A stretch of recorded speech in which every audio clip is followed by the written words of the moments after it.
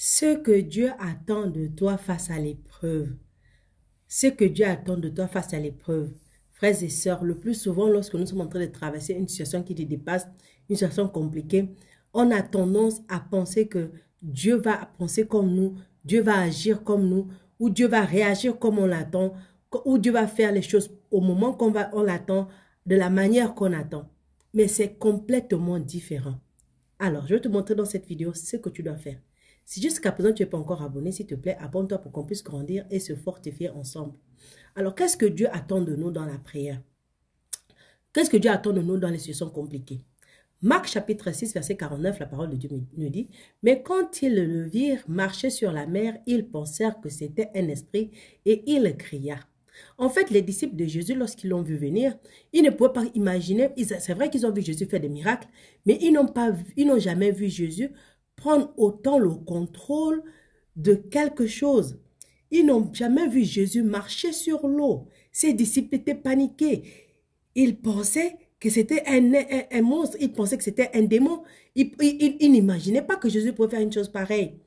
Et le pire, c'est que pendant que Jésus est en train de marcher sur l'eau, c'est cette même eau-là qui était en train de les attaquer. Ils étaient attaqués par les flots d'eau. Ils étaient balancés d'un côté à l'autre sur le bateau. Mais ils n'arrivaient pas à croire que Jésus avait ce genre de contrôle-là. Donc, lorsque nous sommes submergés par les tempêtes, lorsque nous sommes submergés par les problèmes, le plus souvent, on se dit que oui, Dieu voit ce qu'on traverse, Dieu ressent ce qu'on traverse, Dieu doit faire comme nous, on voit, Dieu doit voir comme nous, on voit, Dieu doit réagir comme nous, on réagit. Mais Dieu est un esprit et il réagit comme étant l'esprit qu'il est. Nous sommes appelés à marcher dans l'esprit et non par la chair. Nous devons fonctionner comme des gens spirituels que nous sommes pour que nous puissions voir la différence. Nous puissions voir la réaction de Dieu différemment.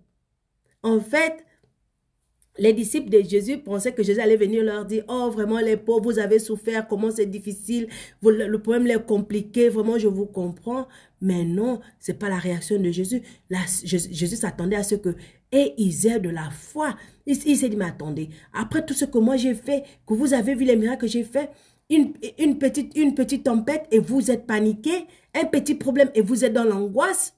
Qu'est-ce qui allait se passer alors si vous étiez dans un gros problème? » C'est la question qui te pose à toi aujourd'hui. Il a le contrôle de la situation. Toute chose a été créée pour lui, par lui.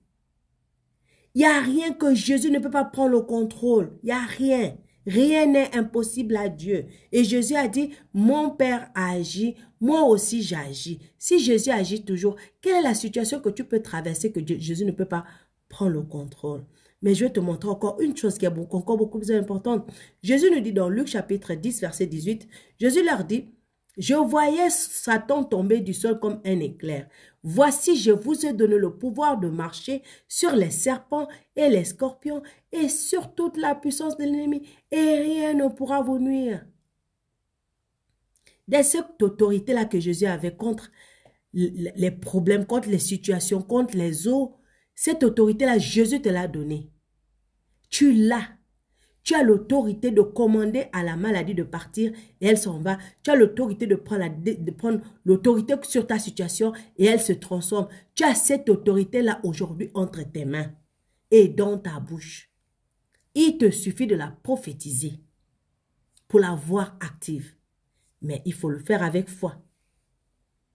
Il faut le faire avec foi.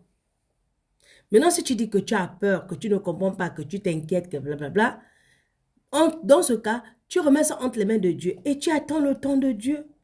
Que Dieu fasse ça à son temps, de sa manière. Et là, tu ne paniques pas, tu ne te plains pas, tu restes seulement concentré sur quand la manifestation de ce que Dieu va faire arrive. Donc, s'il te plaît, ne te laisse pas submerger par les situations, pensant que Dieu ne t'aime pas, que Dieu t'a abandonné parce que la situation est grave. Non, Dieu est là avec toi. Il a le pouvoir et l'autorité de changer toute situation dans ta vie. Mais il faut que tu le demandes avec foi. Aussi, toi-même, tu as cette autorité-là pour agir. Alors, ouvre ta bouche et agis. Shalom.